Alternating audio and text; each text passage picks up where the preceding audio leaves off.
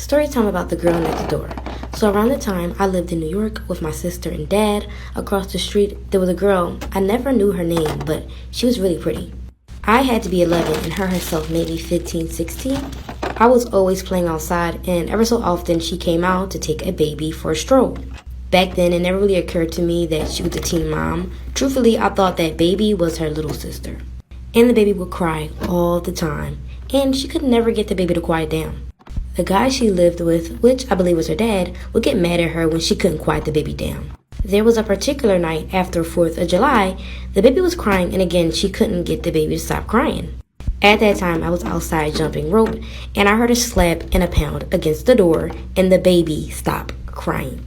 I was scared that something happened to the baby, but come back for part 2 so I could tell you guys what happened. Part 2 of the girl that lived next door. So like I said, the baby was crying and in the middle of the night I heard a slap and a pound against the door and the baby stopped crying. I was afraid that something had happened to the baby, so I ran across the street and I listened to the sounds behind the front door. The guy that lived there had opened the door and I fell into the house. He yelled at me saying, "What are you doing on my property?" When I got up and I looked up, the baby was on the ground and the girl had bruises on her face. I told him I was sorry and I asked what happened to the baby. He yelled at me, telling me to get out, and the girl got up to pick the baby up and the baby started crying again. I got scared and ran back across the street. And the next day, the man came back and knocked on my door. Come back for part 3. Part 3 of the girl that lived next door. So like I said, the man came back and knocked on my door. My sister had answered and he asked my dad, but around that time my dad wasn't home, so he just left. From then on, I was kind of afraid of going outside because I was afraid that the man was going to see me, so for a whole week I never came out. When I finally decided to go out, I asked my sister to come with me and play jump rope. While we were outside playing jump rope, our neighbors across the street, second floor, blinds opened, and I looked up because the blinds are never open. As we were looking, the words "help me" were on the window, and which appeared to be written in red lipstick. We got scared and told our dad, and my dad immediately called the police, but after the police visited, they told my dad that there wasn't anyone in there. No baby, no girl, just a man living across the street. Said maybe we were seeing things or reading things wrong. It gets really bad after this. Come back for part 4. Part 4 about the girl that lived across the street. I think maybe a month after the incident, I stopped seeing the girl and I stopped hearing the baby. And I kind of stopped thinking about them for a while. I thought maybe her and her little sister moved with their mom and left the guy who I thought, which was their dad. I'd say that next year I finally saw the girl, but this time she was much skinnier. She had came up to me and asked me if I seen her daughter. I said no and she walked away. I was confused at first because I didn't know that baby was hers. Then years later, it was my prom night. Before I took a step out of my house, I seen out my window that an entire police SWAT team came to arrest my neighbor. Then they went into the house and there were multiple girls. Had to be like 8 of them coming out of his house, and some of the girls looked really weak. Lastly, there was a little girl and she had to be like 6, 7, and I thought it was crazy, like how did all those girls get in there? To this day, I wonder what happened to the girl next door and if she ever found her baby. Am I wrong for breaking up my best friend's relationship with her boyfriend? Some people may say it was petty, but I think it was justice. So my best friend at the time, which we're going to call Coco, had a boyfriend and we're going to call him Nick. They met in high school their junior year and they were together for about like 2 years. Nick was seriously in love with Coco. He would literally do everything for her. Honestly, Nick was like her little puppet. Honestly, throughout the relationship, I felt as though Coco really didn't respect Nick. I mean, the things that he did for her, I wish a man would do for me. And I just really felt like she didn't really appreciate him. If I was in a relationship with Nick, the relationship would have been mutual. I seriously believe that Nick deserved better because Coco wouldn't do anything. She literally added no value to the relationship, but Nick, he would buy her things, took her shopping, went on dates, went on trips, and Coco had nothing to show for it. So I made a plan to steal her man. And in the next part, I'll tell you exactly why I decided to make that choice. Part 2 on why I decided to steal my best friend's man. So, like I said, the relationship between Coco and Nick wasn't mutual. Coco seriously did not deserve him. In the process of their entire relationship, Coco was cheating on Nick. And you know, as a best friend, I tried to keep it cordial, but I just didn't like how Nick was getting treated, especially with all the things that he was doing for her. And you won't even believe the person that she was cheating on Nick with. My crush. And she knew that was my crush. She tried to hide the fact that she was talking to him, but I ended up finding out through mutual friends. I never confronted Coco about it because I just wanted to see if she would be honest with me, but for weeks she never did. So one day I decided to go to Nick's house, and I practically told him what it was. At first he didn't believe me, but then once he realized me, out of all people, would come to him about the situation, he understood and felt heartbroken. So we created a plan to hurt Coco. Come back for part 3. Part 3 on why I decided to steal my best friend's man. So, like I said, I went to his house and told him that Coco was cheating on him. And all necessary, I really don't know what Coco was doing with my crush, but I heard from other people that she was talking to him. And honestly, that was enough information for me. And we decided to plan a romantic sneaky link and invite her an hour later. In the process of us doing this, I didn't expect anything to happen, but it did. And I don't know if he expected anything to happen that night, but he practically ended up cheating on Coco with me. Later that night, when she finally arrived, Nick told her she actually needed to go home and that he was busy doing something, even though he invited her to come over. He felt something was off, so she ran upstairs to his bedroom, which was where I was. When she saw me, she yanked me by my hair and pulled me out of the bed. And the rest was history. I ended up finding out 2 weeks later after that incident, the only reason why she was talking to my crush was to get him with me.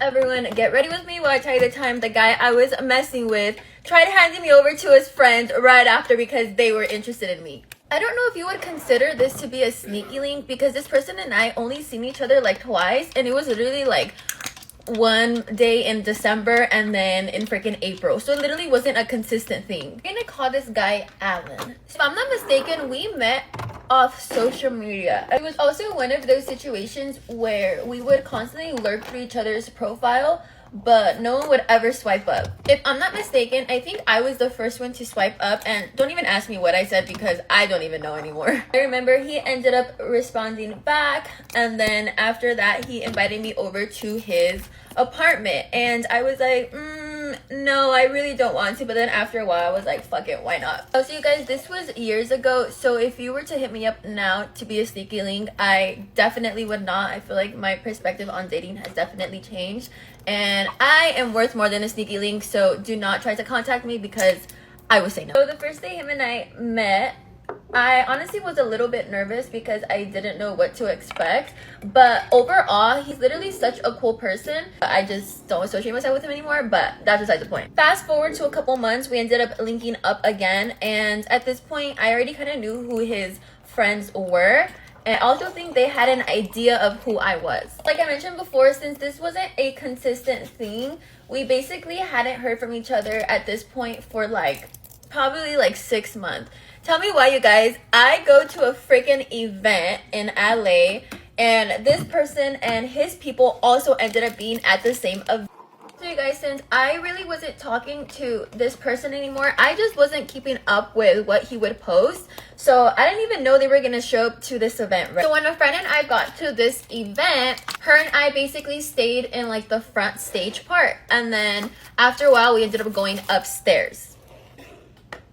I kid you guys not, the moment I went upstairs, I literally seen Alan, and I was like, oh my god. And not only was he by himself, like he was with his people, and I was like, great. So there's this girl who is trying to catch mine and my friend's attention, and so she did, and I look at her and she's like, come over here, because I think it was literally her and maybe like one other girl, so I think she just wanted all girls to be together. I told my homegirl, I was like, oh, let's go with this girl, she seems pretty cool. And I stopped for like 5 seconds, and then I was like, wait, in order for me to get to her, I have to pass by Alan and his people. And I was like, oh, I really don't want to. But then after a while, I was like, you know what? I'm already here. Like, there's absolutely no way I'm not gonna run into this person by the end of the... Hello, everyone. Welcome to part 2 and the final part of the time my sneaky link tried tossing me over to his homies right after. At this point, you guys, I was like, I'm gonna go with this girl, whatever. I'm gonna have to pass by this guy anyways. It is what it is. Literally passed by, and I literally have to tap him. I have to tap Alan in order to pass by. And so he turns around, and I was just like, oh, hi. And so we gave each other a hug, and I just continued going. I want to say maybe like 10 or 15 minutes passed by, and he ended up leaving to the bar with his boys and whoever else he was there with. I kid you guys not, shortly after, the girl that I was with was like, oh, our group wants some drinks, let's go get some drinks. And I was like, great.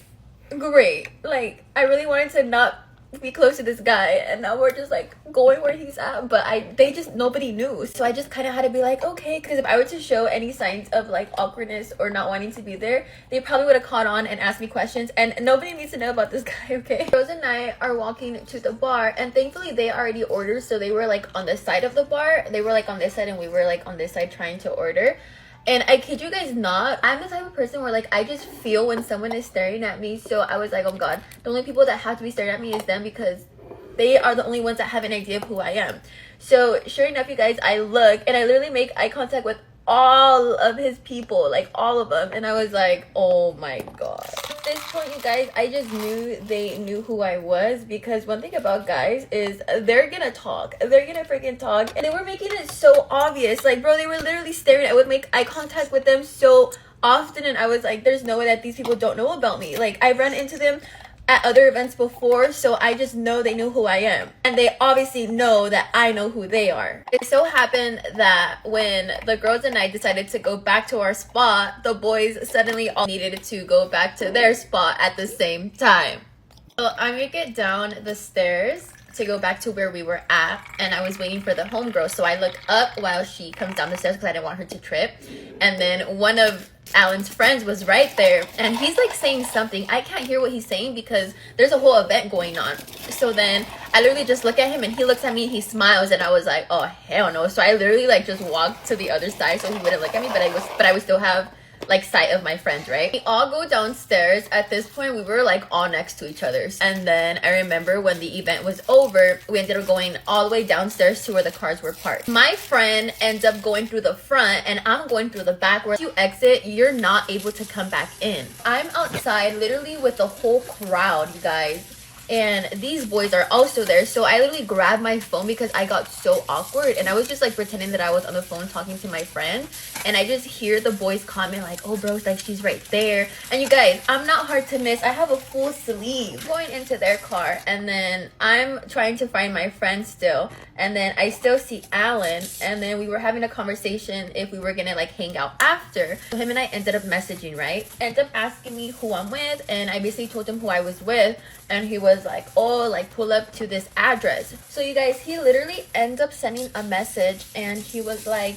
pull up with homegirls or don't show up at all. And I was like, the audacity. And then shortly after, you guys, he sends another text, and he was like, oh, just by the way, he was like, I'm having a girl come home to me. And I was like, what the heck? Like, you have the audacity to tell me that? Like, that's so rude. And he goes, but my homies say what's up. And I was like, what? I was like, what do you mean your homies say what's up? I'm not about to homie hop. You're weird if you think I'm like that. And he was like, nah, the homies say what's up. He was like, if you're not gonna pull up for the homies, he was like, then don't show up at all.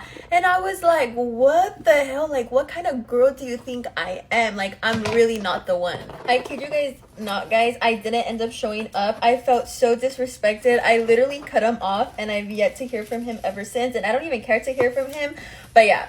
Am I the asshole for calling my sister an insensitive bitch after she stole my daughter's name? No, I'm already gonna be on your side, because if you have a name that you like, and your sister, especially family like that, like your sister, knows about this and is like, you know what? I like the name and I'm already pregnant. I'm gonna take the name. That is fucked up. 3 years ago, I gave birth to a little girl who only lived for 19 hours. Oh, this is a completely different direction. It was a traumatic experience for me, and one I struggle with to this day, and the pain of her loss led to my ex-boyfriend and I splitting up as we couldn't stand to be together anymore. Her name is not a family name. She was called Caroline with Iris as her middle name. My ex-boyfriend and I just each picked the name we liked. My younger sister recently had a daughter, and she kept the name a secret from everyone until it was legal. I didn't think twice about this until the name went online in an announcement. Iris Coraline. She took both my daughter's names and just swapped the order. If she had only taken one of the names to try and honor my daughter and made a middle name, I wouldn't be upset, but this felt deliberate, and the fact that she hid it from everyone makes it even worse. I went to her home to demand to know what she was playing at with this, and she got offended, telling me she'd always thought the names were beautiful and she swapped the order so I shouldn't be upset. This led to an argument with shouting on both ends. Finally, I called her an insensitive bitch before I left and ended up crying a lot when I got home. Everyone in the family is uncomfortable with this name choice, but many think I took it too far to go to her house and start a fight when she's recovering from childbirth. My mother has told me that there is no changing it now and to just consider it a nice way to keep my daughter's name alive, but that just feels even worse to me.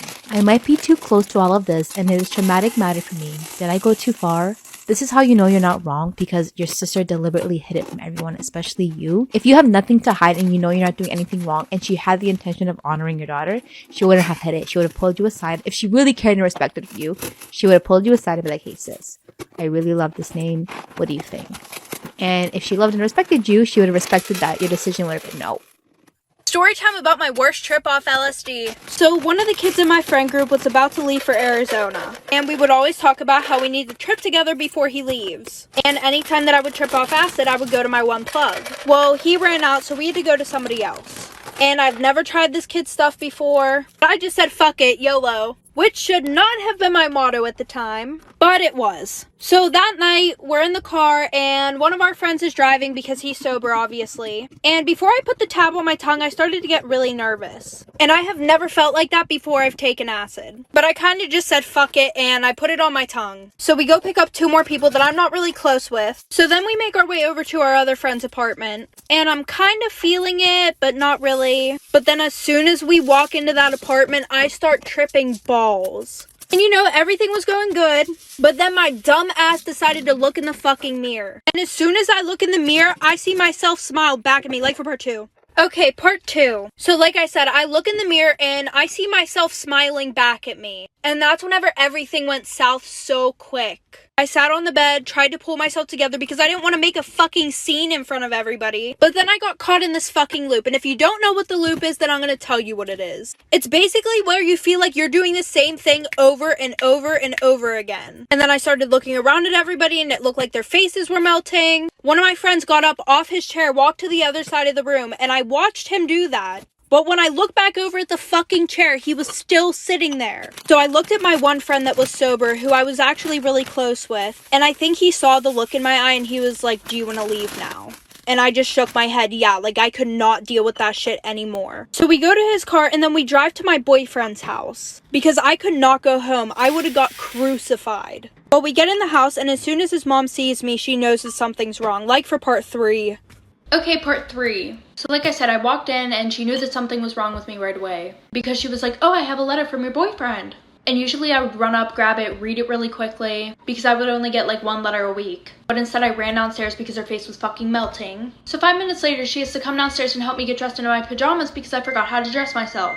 I didn't want to be left alone that night, so my friend stayed in the basement with me. So he went and tried to go to sleep, but he couldn't because I was watching Butterfly Effect for 8 hours straight. Like that was the only thing that could calm me down. But I still don't even know all the freaking words to it, which is weird. Like he would try to change the video and somehow I end up back to Butterfly Effect. And then he tried to kiss me. So he left the next morning because he had to go to work, which was at like 11 a.m. And I took this tab at 8 p.m. the day before. So I was getting texts like, where are you? You're supposed to be home now. So I had to go home and act normal in front of everybody while I'm still tripping balls. And I also got grounded for coming home late because I could not come home at the right time because I was tripping so hard. And this lasted for about 24 hours. Told my girlfriend that I wanted to report her mom to somebody or at least tip someone off. Would I be the asshole if I reported my girlfriend's mom for tax evasion? Listen, when it comes to the government, steal all you want. I'm very pro stealing from the government because the government steals from us all the time. So I'm just kidding. I'm just kidding. My girlfriend and I have been with each other for 2-ish years. I met my girlfriend's mom 1 year into the relationship. My girlfriend and I are students, so we don't prioritize work that much in our lives, which leaves us limited in money. My girlfriend's mom helps us out a lot with monetary gifts, allowing me to stay with her at her residence and giving my girlfriend a credit card that she pays off. My girlfriend's mom affords this from a property she inherited from her after her mother died. My girlfriend's mom chose to sell that property 6 months ago and has been using that money to finance home remodelings in her residence as well as helping us out.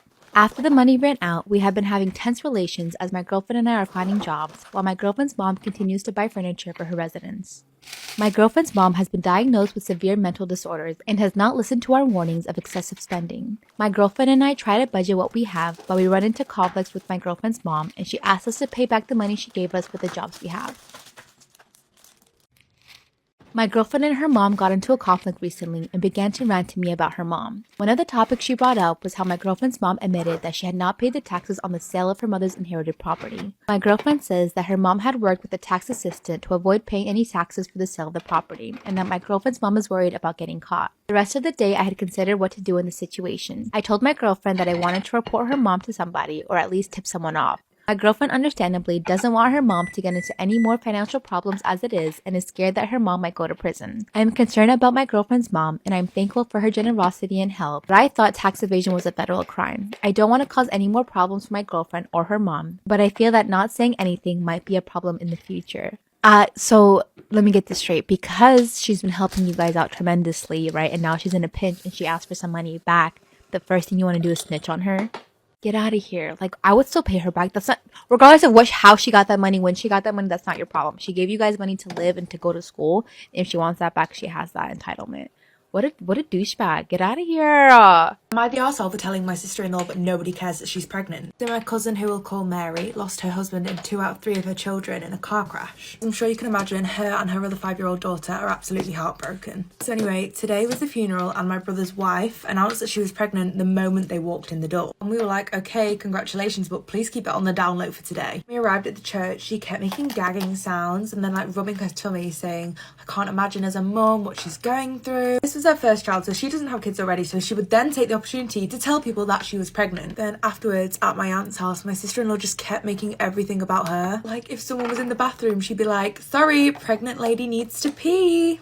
She legit told someone to give up their seat so that the lady with the baby could rest her feet. I ignored her all day. That was until she walked up to Mary, stuck out her flat belly and said, me and Isaac just found out we were pregnant and honestly we are beside ourselves that this could happen to us.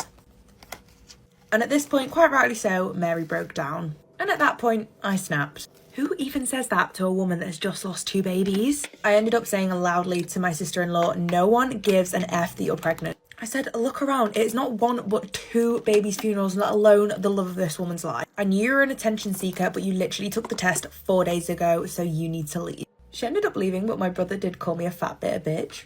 So my brother and her family ended up calling me a whole world of names afterwards and saying I was a horrible person because I made a pregnant woman cry. Mary and my aunt actually thanked me, but if I'm being really honest, I feel bad for making a scene. So please put me in my place if I'm wrong. But what do you think? Am I the arsehole for not taking down a video that was a gift from my best man? I have a sister that is 6 years older than me. And for years, my parents have cancelled on me last minute because of my sister. If I have a basketball game, it's always, oops, your sister doesn't feel like going. Or even I'm graduating and it's, sorry, your sister had a bad day at work. They have missed both major and minor events in my life because of my sister's meltdowns. So recently I met the love of my life and we decided to tie the knot. From the beginning I told my parents that I was worried my sister would ruin another special event in my life. But my mum told me over and over again that don't worry, that will not happen. On the day of my wedding I received a voicemail from my mum. She was basically telling me that my sister's dog was sick and she was upset. I can't lie, I was so hurt. The best man, however, he's a little bit of a joker. He took my phone and then went to my fiance and asked if he could post a video of our wedding on social media as a gift. And they said that they loved the idea. Basically, I had no idea about it until I got home. So we went straight to our honeymoon and our honeymoon was on this gorgeous lakeside cabin, but that meant that we had no phone service at all. But the post's caption was, to my best friend, you're an amazing person, even if their parents never showed up for them. The video was like a compilation of me with my partner's parents, me on the dance floor, cutting the cake. It was basically pictures where you would normally see both sets of parents. And if you think that's bad, it gets so much worse. The sound playing in the background of the video was the voicemail my mum had sent to me explaining why she couldn't come to the wedding. And that she wasn't there because my sister's dog was sick. I kid you not, I came home a week later from hundreds of messages from family on both sides insisting that I take the video down. I was told that my sister hadn't stopped crying, my mum was refusing to leave the house, and I may be the arsehole here, but I didn't take it down when I got those messages. And I didn't call any of my family back right away. I just wanted to spend time with my new partner in my new house, and I waited for my vacation time at work to be over before I contacted anyone. My dad kept calling me and telling me that it was just a bad night for them and that they would make it up for not being at the wedding. My reply was, how do you expect to make it up? It was a once in a lifetime thing. And that they just kept choosing to ignore my feelings in the whole matter. And I told him that I would take the video down on the day that he made it up to me for missing my wedding. Story time about how my father blamed me for getting R-worded. Disclaimer is not my story time, was that I mean on Instagram. I started college 4 months ago. Little context. My parents are extremely strict with me. Never let me date or even have guy friends. I have zero social skills with guys. I can't tell if they like me. I can't tell if they're trying to take advantage of me. I can't even talk to boys. I've never even kissed a boy. Because of all of that, I wanted to live on campus. Parents didn't want me to. I decided that I wanted to. Luckily, my best friend got into the same college, so we decided to dorm together. The very first week, we got invited to a party. This party would turn out to be the worst night of my entire life. We both got ready and looked amazing for the party. We were dressed really well and our hair and makeup was done. When we got to the party, we were offered drinks right away. And boys were swarming us. Oh yeah, and did I mention I had never drank before? 2 drinks later, I was falling down. My best friend was trying to take care of me, but she was also drunk. That's when a guy comes up to me and asked me if I wanted to sleep it off in his room. Guess what happened? To his story time about how my father blamed me for getting R-worded. Disclaimer is not my story time, it's on Instagram. At this point, my best friend and I are both drunk. I literally felt like I had no control over my limbs. I just kept falling down. Suddenly, a guy comes up to me and asked me if I wanted to sleep it off in his room. Because I have no social skills with guys, I thought he was just being nice. I thanked him and he walked me to his room. He sits me down on his bed and proceeds to tuck me in. I asked him if he could bring my best friend, and that's when he said that she had left the party. That is a total lie. My bestie and I would never abandon each other at a party, especially if we were drunk. When he said that, I decided to get up from the bed and he pushed me back down. He tucked me in again, and that's when I fell asleep. I must have slept for about an hour. When I wake up, he's still there watching me. That's when he said, "You slept for an hour." Then he just throws himself on top of me, starts kissing and grabbing at me and tearing off my clothes. I'm still drunk at this point and feeling super weak and dizzy. It was like the more I said no, the more he wanted it. And then he penetrated me. Part 3 is up.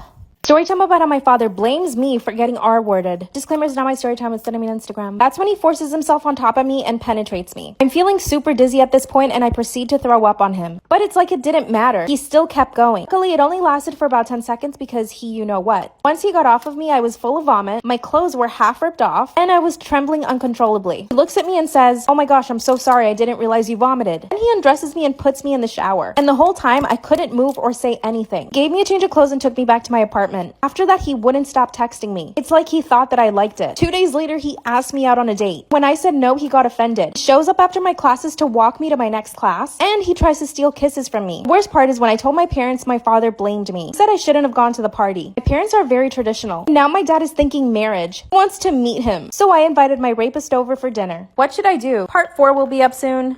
This story time is from a follower, and she really needs advice. By the way, we're calling her Kalani.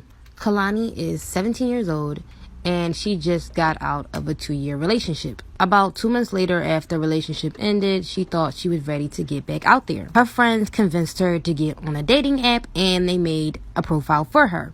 Occasionally, she'll go on the app and talk to a couple people, but nothing would ever work. In her settings, she made herself available to guys all over the world, but until recently, she decided to change it to her city. As she was swiping through, she came across a profile that looked like her dad. She was honestly shocked, so she clicked on the page, and everything about him was him. His age, where he worked, where he lived. For a moment, she thought maybe this could be a fake page. Then she digged more into his profile and seen pictures that she's never seen before. She doesn't know if she should confront her dad or tell her mom. Give her some advice down below. This story time is from a follower, and he really needs advice. So we're going to go ahead and call him Junior, and Junior is 21 years old. Junior has a medical condition which keeps him from working a regular job. His family supports him. They pay for his rent, they pay for his travels, and they pay for his education. And Junior is gay. He said he's known since he was 12. He said that he has a boyfriend and they've been together for 3 years, which, by the way, we're going to call Drake. Drake has never met Junior's parents, and now he's getting a bit anxious, and he said that he's tired of being kept a secret. Drake has been getting distant, and he doesn't know how long he can stay in a relationship while being hidden. Steven said the only reason why he hides Drake is because his family is very homophobic, and he's afraid that his family might cut him off. He's afraid that he might become homeless, and he doesn't want anyone else trying to take care of him. But he's afraid keeping him a secret might make him lose Drake. Please comment down below, or please make us. This story time is from a follower, and she seriously needs help. We're going to call her Aliana, and she's between the ages of 19 to 24 years old. So, Aliana has a daughter, and the child's father, which we're going to call Kobe, are co-parenting. Ever since she gave birth to their daughter, Kobe had been dismissing her about everything. He constantly questions her about everything that she does, and she said it gives her really bad anxiety. He can be mean at times, and as of recently, Kobe had her under the impression that he opened up a credit card with their daughter's social security card without talking to her about it. When she expressed to him that she really didn't appreciate that, his response is, "She's my daughter.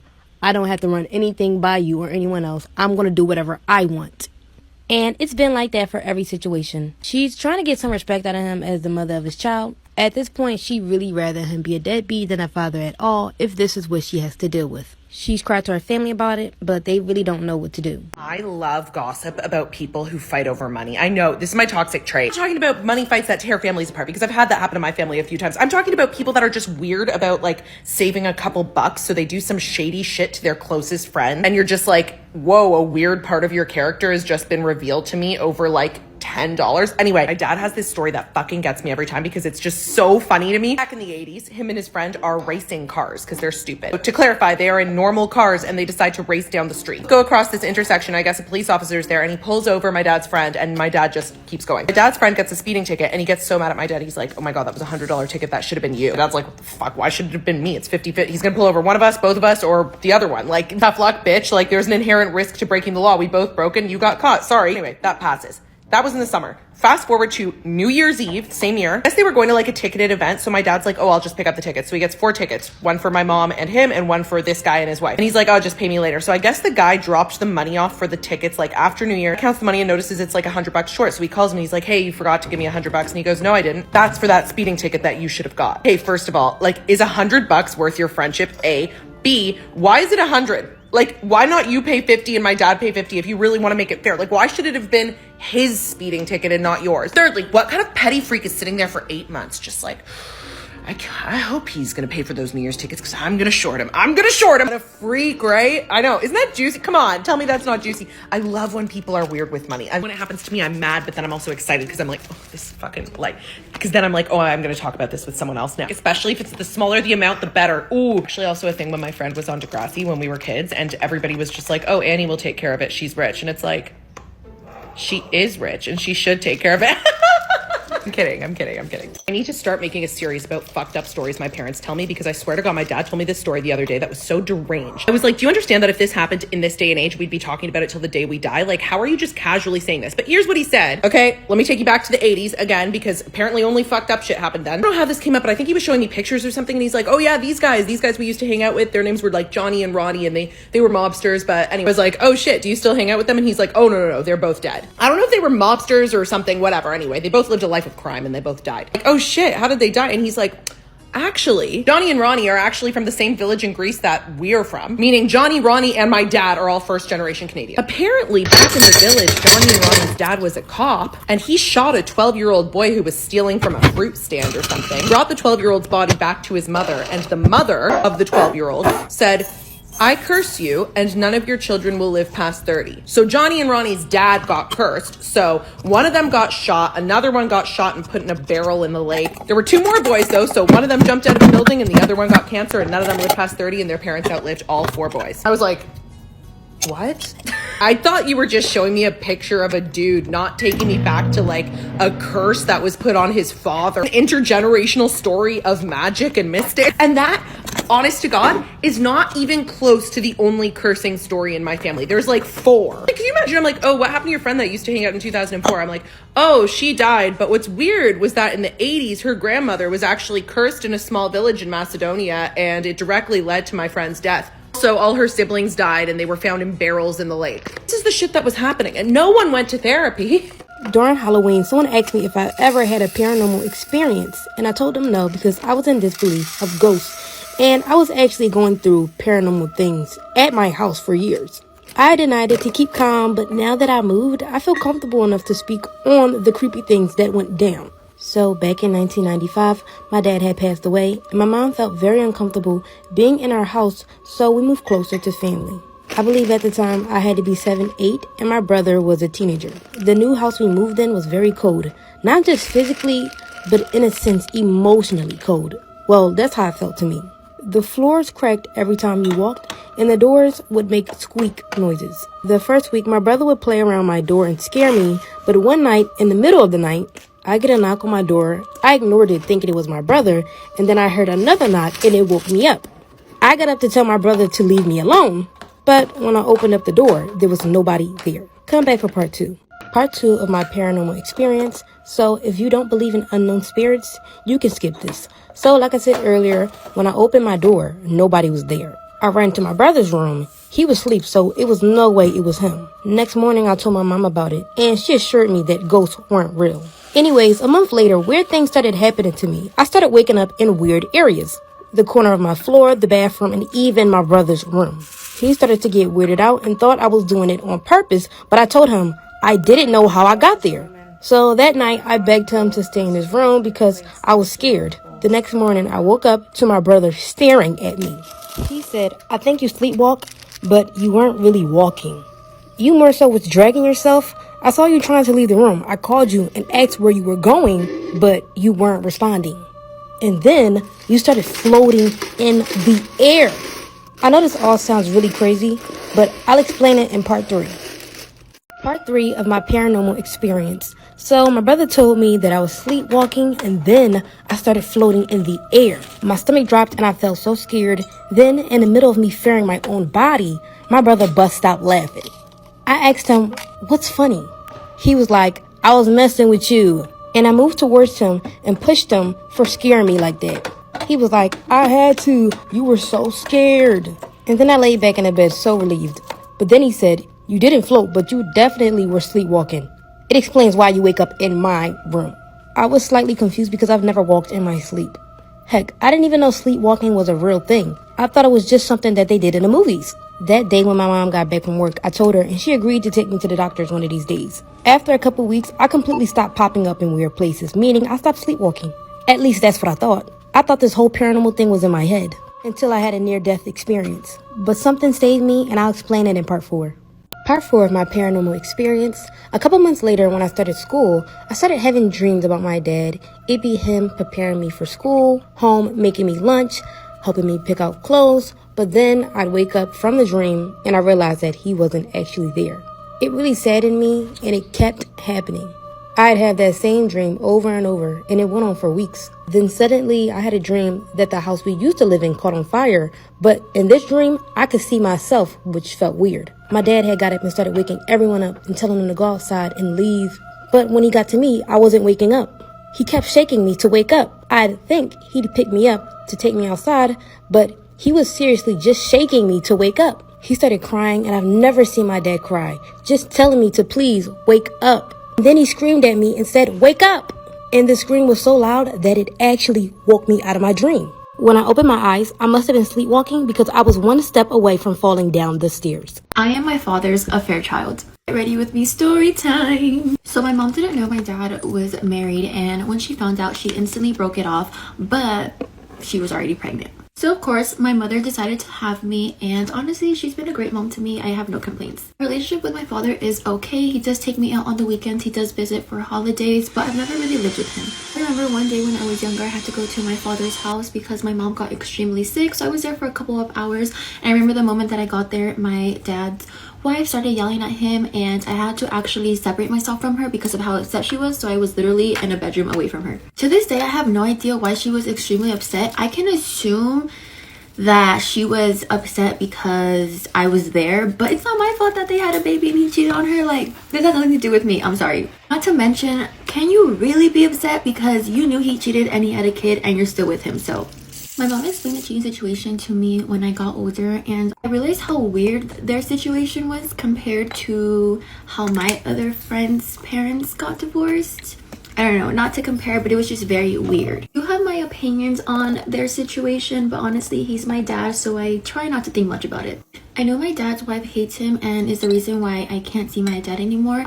And honestly, she has a reason to be mad, but also screw her. Anyway, a couple months ago, my dad actually started asking me if I wanted to spend the whole weekend with him, which honestly to me was very weird, was very sus because his girl never wanted me around. She hated me. I had questions. I responded to him and I told him I would be okay spending the whole weekend with him as long as it's not at his house. He said his wife wants me to come and how she has a change of heart. And I immediately said no. It was very sus to me. It was very weird. I knew there was something going on at this point. So that weekend passed by, and then the following weekend came up and me and my dad had plans to go eat lunch. The weird thing is his wife actually wanted to tag along, which is again weird because she never used to. So what changed? She ended up coming to this lunch with my father and I, and honestly I wasn't really a fan of her being there, but I was also just trying to keep my calm, just trying to be nice.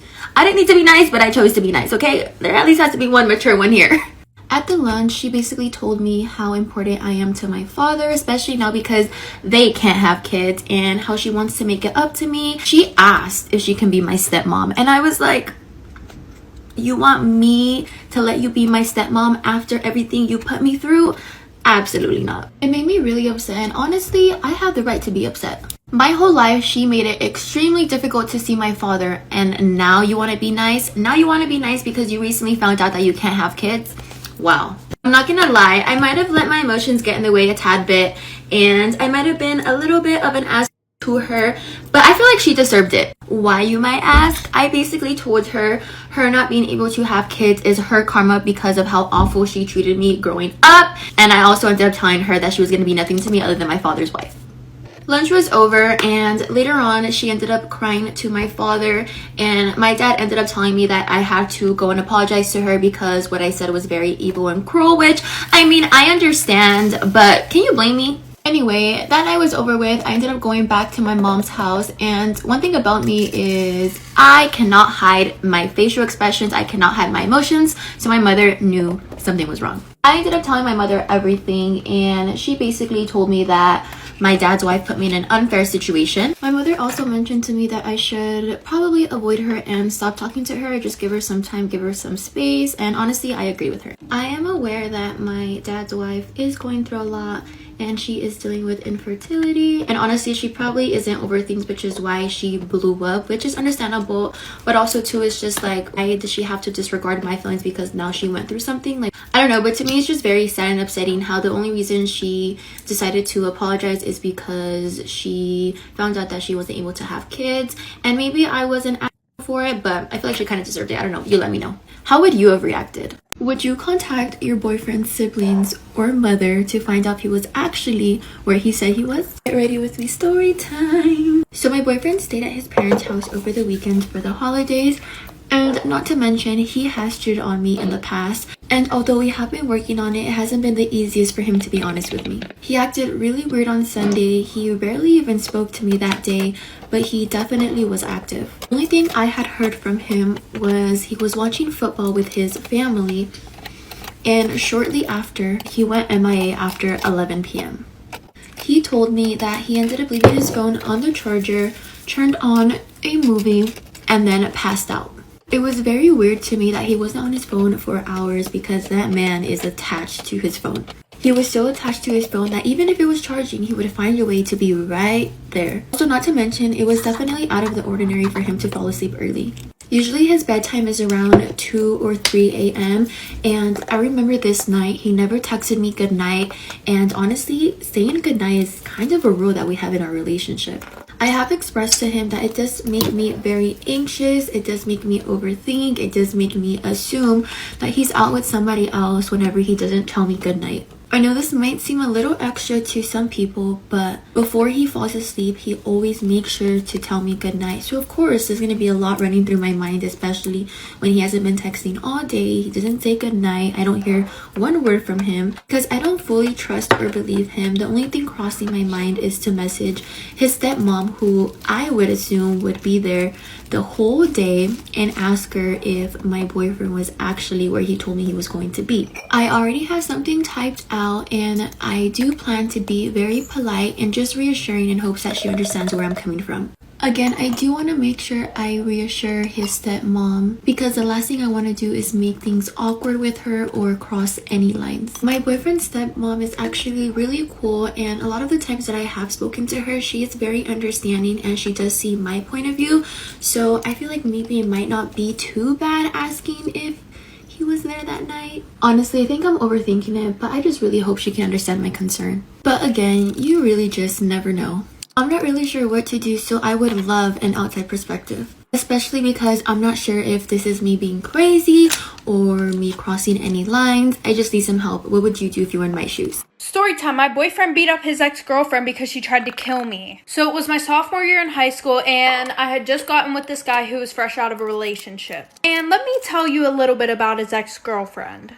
So before him and I even started dating, him and his ex-girlfriend were together for like 2 years. And guys, this girl was fucking psychotic. Like, let me give you a quick example. Last year, I had a class with him and her, and the teachers assigned partners for this one project. Well, her boyfriend got paired up with this other girl. And anybody who would even talk to her boyfriend would get jumped by her and 8 of her friends. So his girlfriend starts being buddy-buddy with this girl, and his girlfriend goes, "Oh, do you want to come to the bathroom to hit my dab pen?" So the girl says yeah, thinking that she's being all nice and shit. So they both go to the bathroom, and they're gone for like 25 minutes. So I asked to go to the bathroom because I want to see what's going on. So I walk into the auditorium bathroom, and nobody's really around that bathroom. And this bitch is getting beat the fuck up. Like for part 2. Okay, part 2. Okay, so like I said, I walk in and this bitch is getting her shit rocked. Like, there were like 5 girls in there beating the shit out of her. All of them just look at me, so I walk out and go back to the classroom. And the one girl went to the hospital and the other girl got suspended. So back to present day. So after school that day, I get a ride with him and his friends to his house.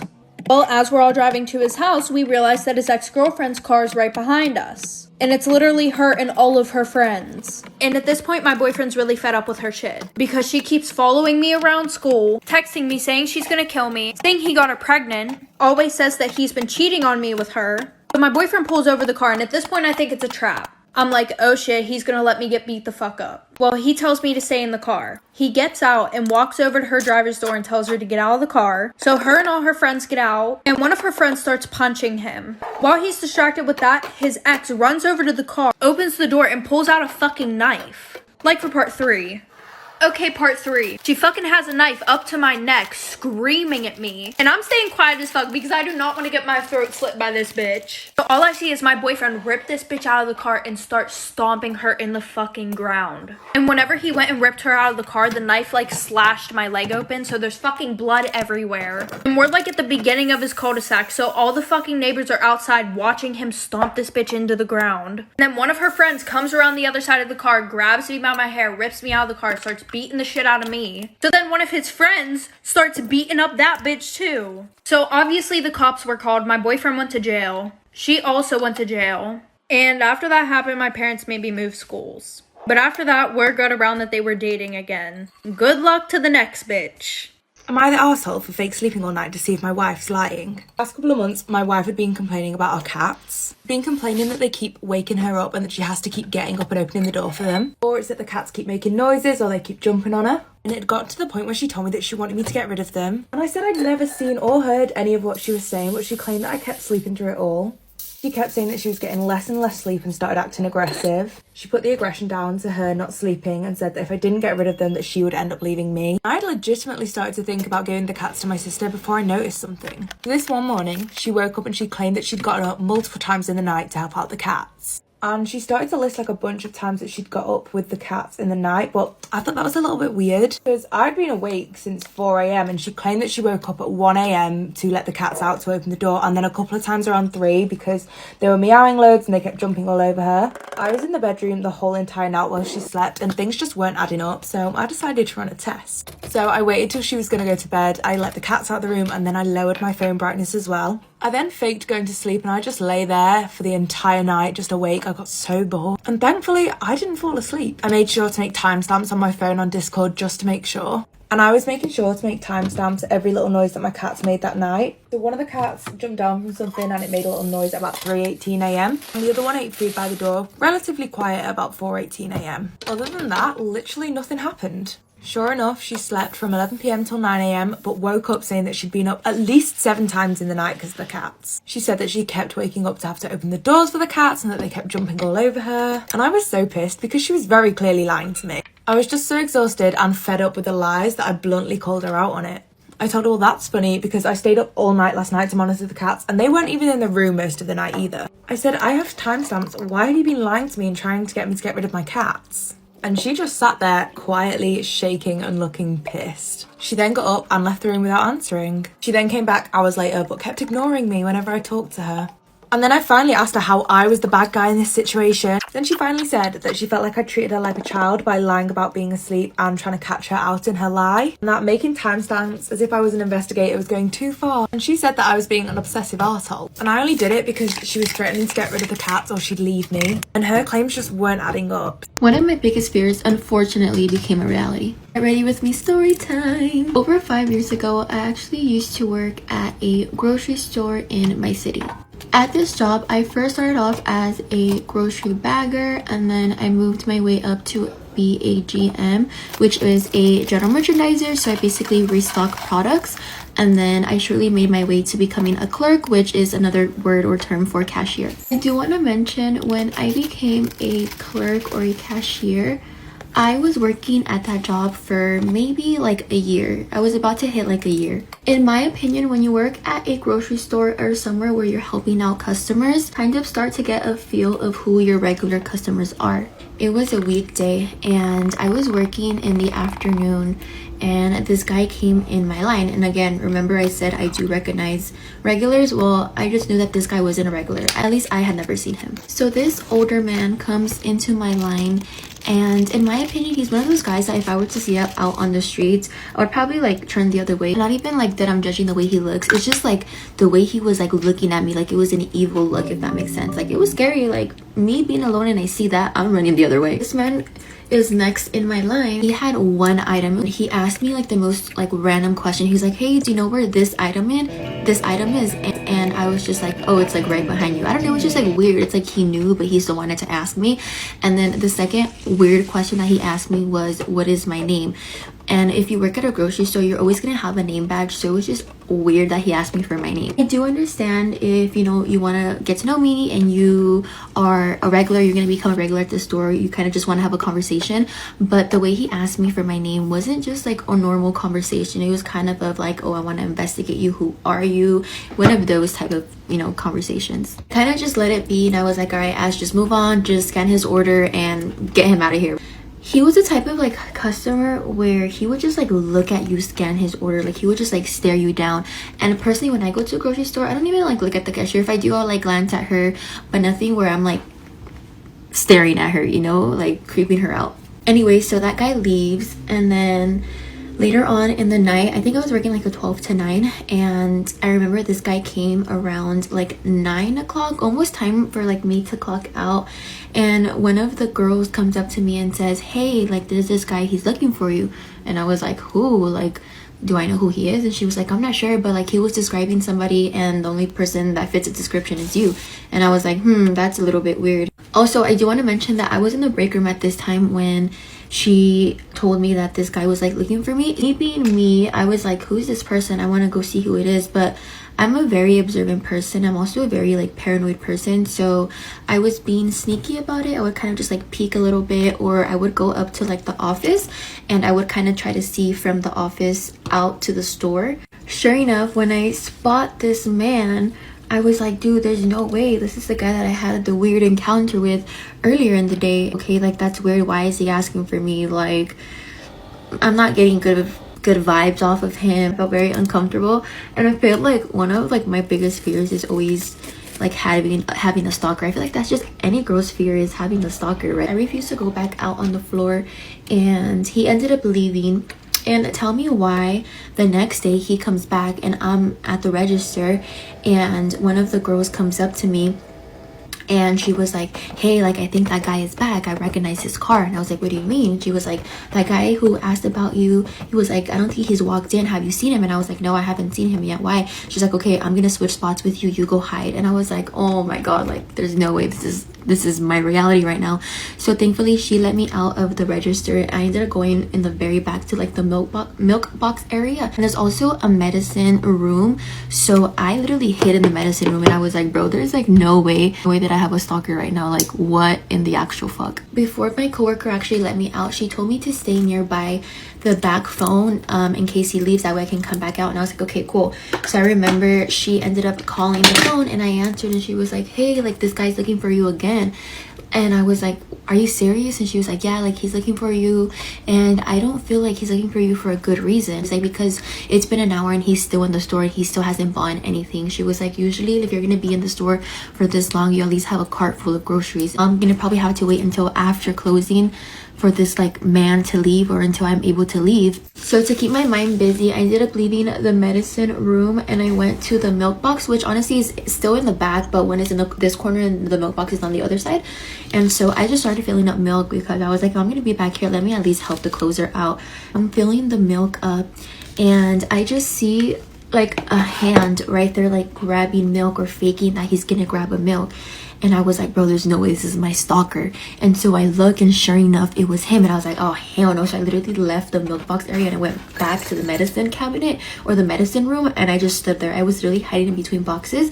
I think I even have a Snapchat. I might insert it if I do find it, of me literally hiding in the milk box. I was like, bro, I can't believe this is my reality right now. But at this point, it was already closing time. And we closed the grocery store at 11 o'clock. I was supposed to clock out at 9 o'clock. And tell me why I did not leave the grocery store until almost 12 in the morning. I left that late because this man's car was still in the parking lot. He had one of those car vehicles where, like, you know when somebody passes away, they have like that certain type of vehicle they put like the casket in and the person in. Yeah, he had one of those. Yeah, when I seen that he had that type of car, I was like, oh hell, I'm not about to walk out. And the last thing I need is for him to know what kind of car I drive. This guy finally leaves.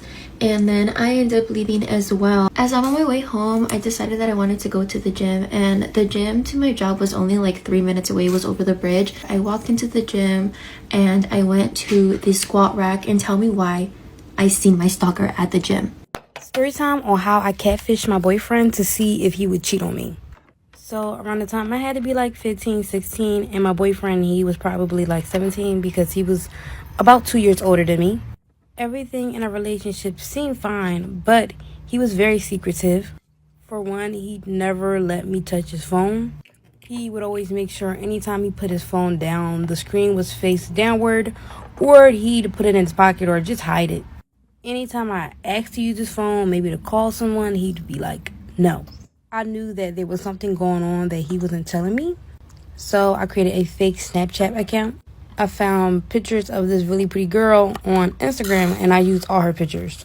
And I'd post stories here and there. And then I decided to reach out to him. And he literally responded in like 5 minutes. I said, hey, do you have a girlfriend? And you're not going to believe his response. Come back for part 2 on how I catfished my boyfriend to see if he would cheat on me. So like I said, I reached out to him and he responded immediately. I asked him, hey, do you got a girlfriend? And he responded right now that he's just talking to people. But he didn't clarify inside of any of the messages that he had a girl. Then I started thinking maybe he thinks that our relationship is like still in the talking stage. So I didn't get too mad until I asked him if he wanted to go out.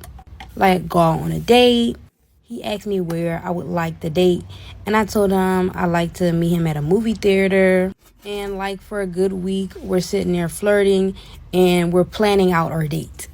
Now, the whole time of us planning out the date, when the date came, I didn't really expect to see him. But when I walked up to the corner of the movie theater, he was standing outside. Come back for part 3. Part 3 on how I catfished my boyfriend to see if he would cheat on me. So I peeked beside the movie theater and I see him standing outside. I was seriously heartbroken that he was going to meet up with the catfish. And I had him sitting there waiting. I was texting him through Snapchat telling him, oh, I'm a bit late. And I literally had him sitting there for 2 hours. Also, during this whole process of him waiting, also went ahead and got food and came back. After a couple minutes, he was like he was just going to leave. By then, I had popped up at the movie theater and asked him, what are you doing here? And he responded, oh, I just got done seeing a movie. I was like, why didn't you tell me you went to the movie theaters? Maybe I could have came with you. Then he was like, no, I just wanted to go by myself. Then I pulled up my phone, showed him a picture of the girl I was catfishing, and asked him, was this your date? Then he pretended to not know who that was, and then I showed him our messages. When he found out it was me the whole time, he got mad at me and broke. Back when I was in middle school, my sister had got pregnant in high school. And she got pregnant by a guy which she was dating for around like 8 months. When When my sister finally got the guts, she had told our parents. And my mom and dad were extremely furious. My mom had told her that she's not allowing her child to bring any bastard children in the world. And that the only way that she can have her baby is if she gets married. And my parents were really religious. My dad was a preacher. My dad's ultimatum to her was to either get married or have an abortion. He really cared about our image to the church, and he said that she needed to get married. My sister at the time, she really wanted the baby, so she kind of proposed to the guy that she was dating in a way. But he had said no. 2 weeks later, the reason why he said no was because he already had another child and another baby on the way. Come back for part 2 of how my sister proposed to a guy that she was dating. So her boyfriend had said no, and she ended up finding out the reason why he said no was because he already had another child and another baby on the way. But she didn't find out through him. She found out through his mom. She had went to his mom to get her blessing, and she spilled everything. And his mom had no clue that she even existed. The whole time that they were together, he was already with 2 other women. She had first saw his son, who was running around in the house. And the girl that was pregnant at the time was the girl that he was dating for like 2 years. Instead of her receiving his mom's blessing, his mom told my sister to stay away from him because she don't want her ended up like his other baby mamas. Not knowing the reason why she even asked for his blessing was because she was pregnant as well. After everything his mom told her, she told her thank you and she left. If you guys want to know what happened after that, come back for part 3.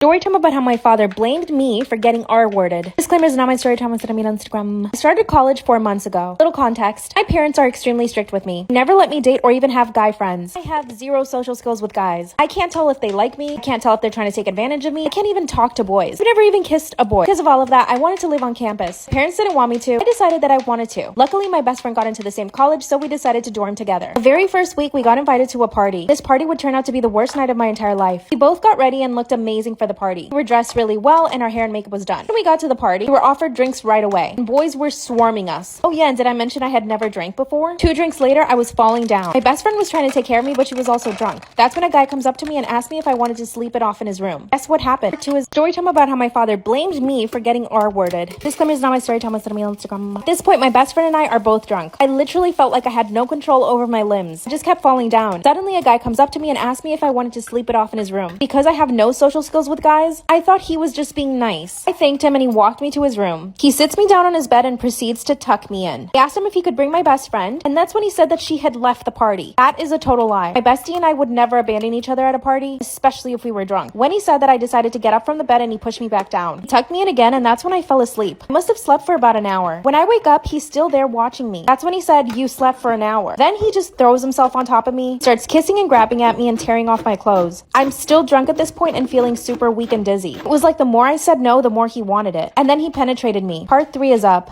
Storytime about how my father blames me for getting R-worded. Disclaimer is not my storytime, it's sending me on Instagram. That's when he forces himself on top of me and penetrates me. I'm feeling super dizzy at this point and I proceed to throw up on him. But it's like it didn't matter. He still kept going. Luckily, it only lasted for about 10 seconds because he you know what. Once he got off of me, I was full of vomit, my clothes were half ripped off, and I was trembling uncontrollably. He looks at me and says, "Oh my gosh, I'm so sorry, I didn't realize you vomited." And he undresses me and puts me in the shower. And the whole time, I couldn't move or say anything. Gave me a change of clothes and took me back to my apartment. After that, he wouldn't stop texting me. It's like he thought that I liked it. 2 days later, he asked me out on a date. When I said no, he got offended. Shows up after my classes to walk me to my next class, and he tries to steal kisses from me. The worst part is when I told my parents, my father blamed me. He said I shouldn't have gone to the party. My parents are very traditional. Now my dad is thinking marriage. He wants to meet him. So I invited my rapist over for dinner. What should I do?